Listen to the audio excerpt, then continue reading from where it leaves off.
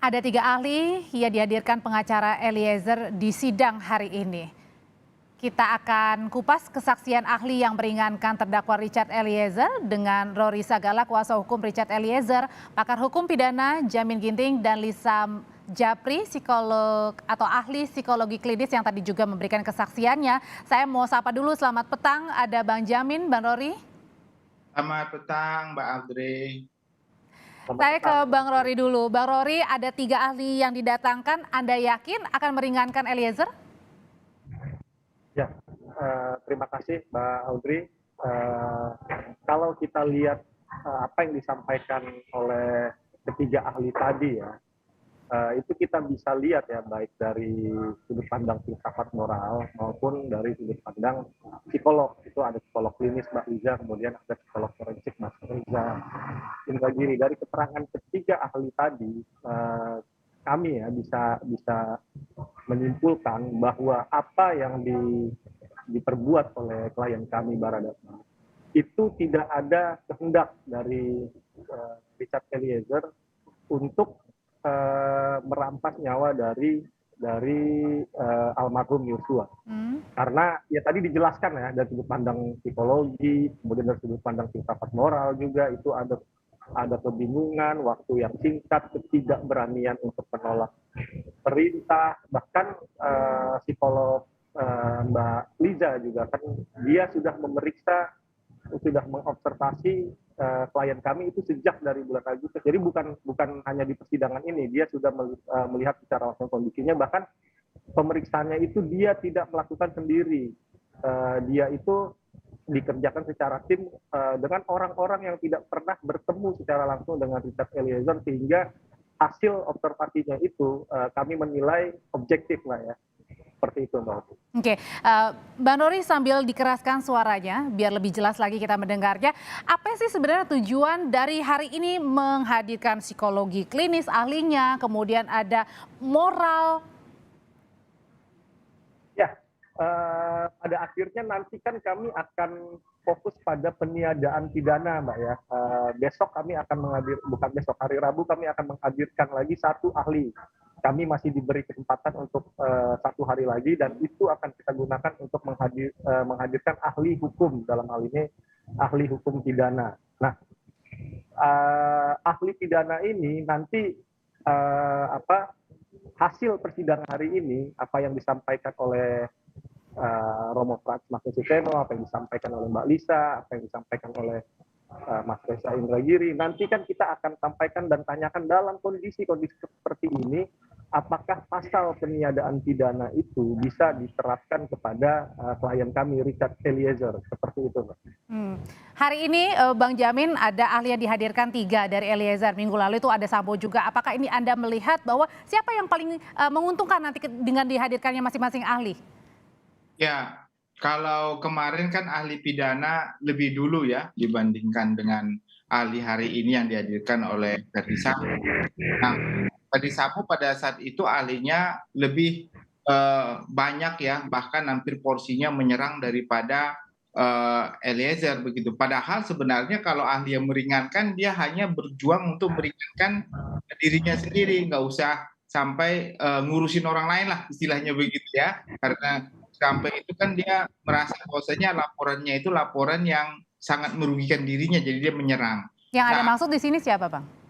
Eliezer kan disampaikan kemarin bahwasanya Eliezer berbohong, Eliezer itu tidak pantas mendapatkan perlindungan dari LPSK. Saya mau komentari terkait dengan tidak pantas terkait dengan LPSK. Memang di dalam pasal 5 ayat 2 itu dikatakan ada tindak pidana tertentu ya di penjelasannya itu. Tetapi di situ ada pengecualian juga, dikatakan selain tindak pidana yang disebutkan oleh ahli tersebut, ada tindak pidana lain yang mengakibatkan posisi saksi dan atau korban dihadapkan pada situasi yang membahayakan jiwanya.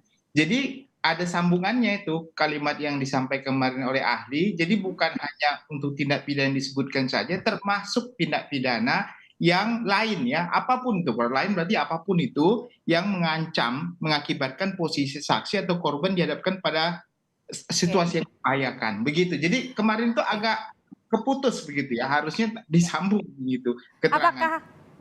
Bang Jamin, apakah ini artinya menandakan bahwa ini adalah jurus balasan nih dari Eliezer ke pihaknya Verdi Sambo?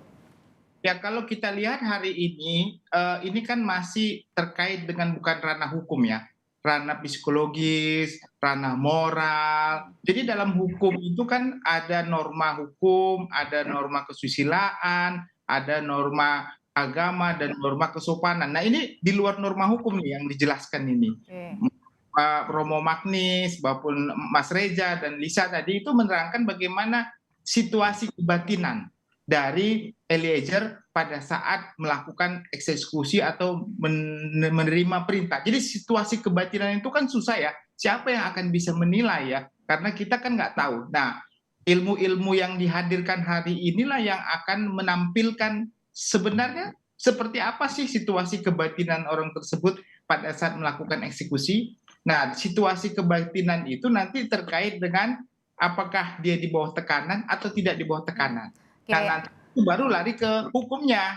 Karena di Ya. pasal 48 itu terkait dengan oforma, itu ada tekanan yang sifatnya relatif dan absolut. Nah, itulah nanti yang akan diterangkan mungkin nanti oleh ahli pidananya yang pasti Rabu depan, Baik. terkait apakah itu tekanan sifatnya absolut atau relatif didasarkan kepada keterangan yang disampaikan hari tentang situasi kebatinan orang Oke, tersebut. ada situasi kebatinan yang dibilang sama Bang Jamin. Tadi juga Reza Indragiri juga menyebut bahwa ada jiwa korsa ini yang dinilai diduga menyimpang Sambo dengan Eliezer. Kita lihat. Jiwa korsa termanifestasikan lewat perilaku setia kawan. Mereka menggunakan kosakata yang sama. Mereka menggunakan cara berpikir yang sama. Mereka menunjukkan ketaatan. Mereka menunjukkan ketundukan, kepatuhan, keseragaman. Pungkiri bahwa tempo-tempo ada jiwa korsa yang muncul dalam bentuk yang menyimpang. Menutup-nutupi kesalahan sejawat. Contoh lain, ketaatan, kepatuhan, dan tidak memberikan koreksi kepada siapapun yang sudah memberikan perintah. Ketika kita memberikan sorotan terhadap Richard Eliezer misalnya, atau Verdi Sambo misalnya, karena dua nama itu disebut oleh penasihat hukum, menurut saya kita tidak bisa abai terhadap jiwa korsa ini. Termasuk kemungkinan adanya jiwa korsa menyimpang yang mereka lakukan. Diduga ada jiwa korsa yang menyimpang, Bang Rory. Baik, Naudri. Kalau kami ya fokus dari apa yang diterangkan oleh Mas Reza tadi ya, bahwa bagaimana orang itu dapat melakukan atau tidak mampu menolak perintah, sekalipun perintah itu melawan hukum. Dan menarik tadi ya ketika ketua majelis bertanya, ada satu pertanyaan tadi soal salah satu faktornya itu adalah si pemberi perintah di saat yang sama itu menggunakan uniform atau seragam. Itu berbeda hasilnya ketika dia tidak menggunakan seragam. Jadi tadi kan menjelaskan ya Mas Reza soal ada penelitian ya, bagaimana orang itu patuh terhadap perintah yang melawan hukum. Itu hasilnya berbeda ketika yang pemberi perintah itu menggunakan seragam dengan tidak menggunakan seragam. Kemudian ada juga soal si pemberi perintah dan penerima perintah ini berada di ruang yang sama. Nah, itu nanti akan kita elaborasi semua ya Mbak ya, ketika besok hari Rabu sore kita akan menghadirkan ahli pidana. Oke, Bang Jamin, kalau tadi Anda sebutkan bahwa kalau yang di awal-awal ini tidak ada saksi pidana ya, berbeda ahli pidana ya, berbeda dengan Sambo. Nah, apa sih strategi yang sedang dijalankan oleh Eliezer dan kuasa hukumnya? Ya, posisi Eliezer ini kan termasuk orang pasal 55 ya, yang dalam konteks ini dia masuk dalam Dunplegen. Dunplegen itu maksudnya orang yang menyuruh ya, menyuruh melakukan, ada yang disuruh. Nah, yang disuruh itu ke dalam kategori ahli pidana nanti pasti dia akan menjelaskan dia ada sebagai media, sebagai alat benda mati yang digunakan untuk melakukan suatu perbuatan. Nah, antara yang disuruh dengan yang menyuruh, niatnya itu ada orang yang dari yang menyuruh, sedangkan disuruh itu dia tidak punya niat. Jadi dia hanya melaksanakan apa yang diperintahnya dan dianggap itu adalah perintah yang benar. Dengan ahli ini bisa meringankan nggak sih nanti vonis atau mempengaruhi? Ya, kalau nanti dilihat apakah apa yang diterangkan di sini mendudukkan posisi Eliezer sebagai orang yang secara kebatinannya atau secara posisi psikologisnya tidak dapat menolak atas perintah tersebut karena ada relasi kuasa yang sifatnya relatif. Artinya dia sebenarnya bukan orang yang menjadi alat, tetapi dalam situasi di mana dia tidak bisa menolak karena dalam tekanan yang cukup keras. Nah, Dan itulah tekanan yang cukup keras itu tadi kan sudah diterangkan itu ya, yang penerangkan. Itulah nanti yang dibawa pertanyaan ke ahli pidana. Kalau itu nanti dijadikan dasar mengatakan ini adalah bagian dari tekanan yang cukup keras, dia bisa bebas. Tapi kalau jadi dia akan tadi kan ada Freja bilang ada separuh pertanggungjawaban, ini bisa jadi hukumnya diperingan. nah, artinya adalah jadi ini memang selaras ya dengan apa yang dialami Eliezer dengan ahli yang berbicara tentang situasi Eliezer saat itu. Ya, benar. Jadi kalau kita lihat kan konteksnya mau bebas atau mau hukuman ringan. Kalau bebas harus diperjuangkan dalam posisi apa? Posisi dia adalah melaksanakan perintah karena ada perintah jabatan yang tidak sah, tapi dianggap sebagai sah, pasal 51 bisa. Tapi yang lebih dekat menurut saya di pasal 48, orang yang dijadikan alat diperintah untuk melakukan suatu perbuatan yang dalam situasi relasi kuasa yang dia tidak sanggup untuk melawan dorongan yang sifatnya relatif dari luar tersebut. Nah itu, tapi kelihatannya tadi jaksa sudah menyatakan bahwasanya ada pertanyaan yang agak menjebak juga kepada Lisa tadi ya. Dia bilang walaupun demikian berarti dia menyadari apa perbuatannya, berarti perbuatan yang salah bisa diminta pertanggungjawaban. Dia jawab bisa minta pertanggungjawaban. Jadi kelihatannya masuk dalam ranah meringankan hukuman begitu, Mbak. Oke, silakan Bang Rory. Ya, tentu kami berharap yang terbaik, Mbak ya. Memang fokus kami nanti kami akan mengajukan untuk peniadaan pidana. Apakah itu pasal 48 atau apakah itu pasal 51, ya nanti kan itu akan kami sampaikan di dalam pledoi, dalam pembelaan. Tetapi melalui hari ini kita sampaikan dulu bagaimana kondisi kebatinan dari Richard Eliezer ketika menerima perintah itu, ketika dia melakukan penembakan itu, bahwa dia di dalam posisi yang tidak punya kemampuan untuk menolak perintah, bahwa dia di dalam posisi yang sangat terguncang, kalau Romo Frans tadi bilang kebingungan yang sangat, itu sehingga dia tidak punya kemampuan untuk menolak walaupun dia tahu bahwa perbuatan itu adalah salah. Seperti itu, Mbak. Ada kondisi kebatinan yang juga diungkap oleh ahli psikologi klinis Liza Japri, kita lihat.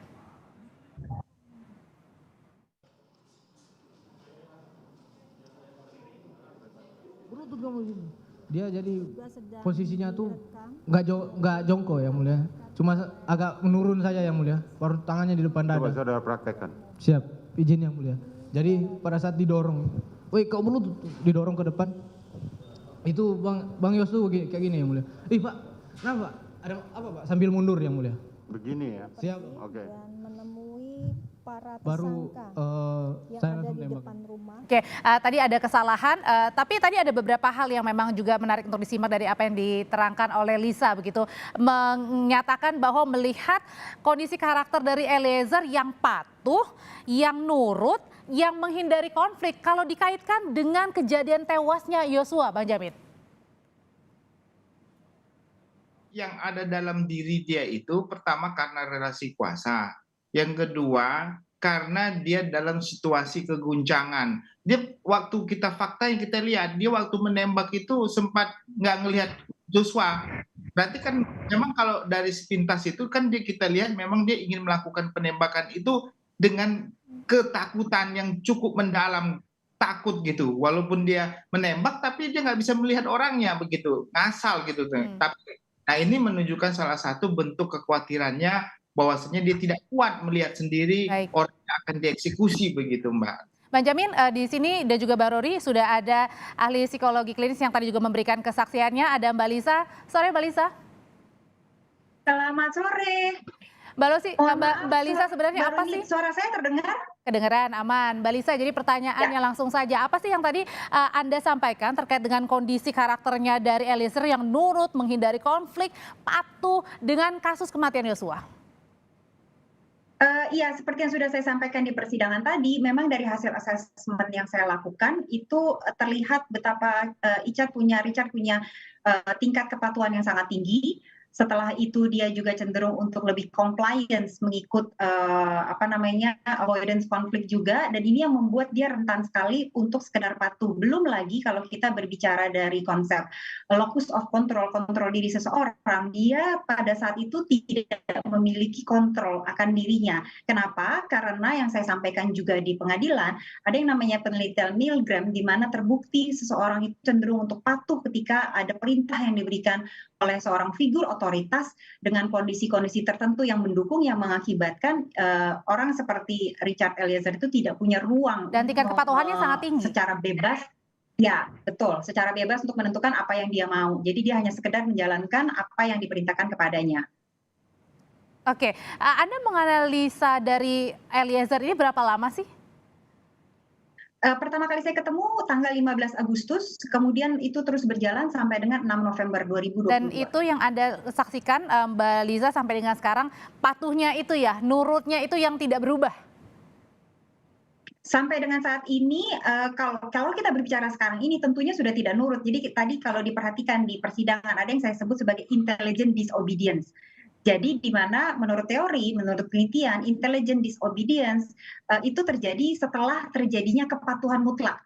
Jadi setelah seseorang patuh secara mutlak, secara absolut, sampai pada satu titik tiba-tiba dia analisanya mulai jalan dan mulai meyakini bahwa ini salah, akhirnya dia mulai menjadi tidak patuh, yang kita sebut sebagai intelligent disobedience. Makanya dia kemudian memberanikan diri menjadi justice collaborator. Oh, dan itu sampai sekarang ya terlihat ya, makanya pada saat di sidang kan Eliezer lebih terbuka, lebih berani bahkan di depan Sambo. Betul. Kalau kita berbicara konstruk psikologi adalah satu hal yang dinamis. Jadi dia akan terus berkembang, bertransformasi, ada dinamikanya lah. Jadi kalau misalnya memang dulu dia dinamikanya penuh ketakutan dan benar-benar patuh secara absolut, itu sampai pada satu titik dia kemudian merubah sikap tersebut sekarang menjadi intelligent disobedience. Oke, Benjamin, kalau misalnya semakin berani, tidak takut lagi, karena tahu salah tanpa tekanan juga, artinya Eliezer ini kesaksiannya benar-benar sudah bisa dibuktikan dan tidak ada lagi yang salah atau yang ditutupi. Ya, kalau awal kita tahu bahwasannya waktu dia melakukan suatu perbuatan itu dalam tekanan yang cukup dalam, karena seorang Barada dengan jenderal itu pangkatnya jauh banget ya, dan dia nggak akan takut sekali karena juga mungkin berpikir untuk hal-hal lain karena takut ditembak, seperti Kuat Ma'ruf juga mengatakan dia takut ditembak begitu ya kalau sampai nggak melaksanakan perintah tersebut. Nah, setelah dia tahu kalau itu sudah lepas, waktu Ferdi Sambo dicopot dan ditahan di Makobrimob, tidak ada lagi intimidasi itu karena Satgasus sudah menyatakan menjaga keamanannya pada saat itu dan mendapatkan perlindungan LPSK. Nah, berubahlah 180 derajat karena sudah nggak ada lagi yang mengancam. Untuk keterangan-keterangan dia baru berani mengatakan jujur. Kalau sampai Ferdi Sambo tadinya tidak ditahan, saya kira kebohongan itu akan terus berlanjut sampai hari ini begitu kan. Kalau memang seperti itu, tapi dengan adanya seperti ini, dia berani begitu. Satu, yang kedua, ya kita harus berterima kasih juga karena dia mengungkapkan suatu kebenaran. Sementara saya nggak mengatakan yang lain tidak mengungkapkan, tetapi kelihatannya tidak ada yang seperti dia untuk berani ya, seberani itu ya. Tidak berani ya untuk mengungkapkan sebenarnya apa. Nah, ini justru yang harus diapresiasi lah saya kira, dan juga LPSK kan sudah memberikan apresiasi, tinggal kita lihat aja nanti majelisnya bagaimana cara melakukan putusannya dan jaksa penuntut umum melakukan tuntutannya berapa besar begitu. Eliezer yang lebih berani bahkan melawan di depan Sambo, sejak kapan sih terlihatnya atau dilihatnya, Mbak Lisa? Rasanya kalau itu akan lebih paham tim penasihat hukum ya, karena mereka yang mendampingi sampai dengan terjadi proses untuk melawan Ferdi Sambo tersebut, pasti mungkin tim penasihat hukum yang lebih paham. Baik, kapan itu boleh terjadi. Ya, saya akan tanya langsung ke kuasa hukum dari Eliezer, Bang Rory, kapan sih pastinya sih Eliezer lebih berani, bahkan terlihat, bukan terlihat lagi, memang melawan Sambo pada saat di sidang. Itu pas kapan momennya? Ya, baik Mbak Audrey. Jadi Richard itu mulai terlihat lebih berani, lebih lepas itu ketika Richard itu meminta maaf secara langsung ya kepada keluarga dari almarhum Yosua saat itu di persidangan. Secara langsung Richard Eliezer itu bahkan bersujud ya kepada papa dan mamanya dari almarhum Yosua, dan setelah persidangan itu kami makin melihat ini Richard ini semakin berani untuk menyampaikan kebenaran ya. Karena kami pun menyampaikan kepada Richard untuk menyampaikan kebenaran yang sebenar-benarnya. Semua dibuka aja, nggak boleh ada yang ditutup-tutupi, dan itu terlihat sekali Mbak sejak dia meminta maaf, apalagi seperti ada penerimaan maaf dari keluarga korban, sehingga itu membuat energi yang baik ya buat Richard untuk semakin berani untuk mengungkapkan kebenaran. Oke, Bang Jamin, singkat, kalau sudah berjalan ada 3 ahli yang dihadirkan untuk Eliezer, kemarin baru 1 minggu lalu untuk Verdi Sambo, yang Anda lihat yang paling kemungkinan mendapatkan paling untung dihadirkan ahli-ahli ini, Eliezer, Sambo, pilih mana? Atau pilih mana atau bagaimana? Jadi ahli yang dihadirkan Pak Sambo ya tentu ahli yang meringankan beliau. Kalau hari ini kan baru sebatas situasi kebatinan dan situasi moralitas orang tersebut. Belum sampai kepada apakah ini ada kaitannya dengan pengurangan pemidanaan sebagaimana tadi pasal 48 atau 51 ya. Jadi kita lihat aja nanti bagaimana keterangan ahli terkait ini, dan kita lihat juga bagaimana besok ya kalau nggak saya salah Pak Verdi Sambo juga akan menghadirkan ahli-ahlinya ya. Dan perlu dicatat ya, walaupun ahli ini penting, tapi hakim tidak terikat ya Mas Andre, Mbak Ayu, dengan ahli ini. Jadi dia bisa saja menerima, bisa juga mengabaikan semuanya begitu. Terima kasih Bang Jamin Ginting, ahli hukum pidana, Bang Rory Sagala, pengacara Eliezer, dan Mbak Lisa Japri, ahli psikologi klinis sudah berbagi informasi di Kompas Petang. Sehat selalu.